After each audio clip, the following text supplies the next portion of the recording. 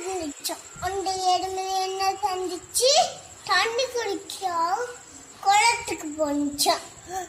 குளத்துக்கு தவடி விழுந்துச்சோம். யாரும் என்னை காப்பாற்றவில்லை அப்படின்னு சொன்னோடு மாட்டு மேல ஒரு புடா இருந்துச்சோம். அந்த புடா என்ன பண்ணுச்சு, தண்ணிக்குள்ள போட்டுச்சு. தண்ணிக்குள்ள போட்டோன்னா எறும்பே எரிக்க உடம்பு அப்படின்னு சொன்னிச்சோம். சொன்னோடா அப்படி பாடியா வந்துச்சோம்.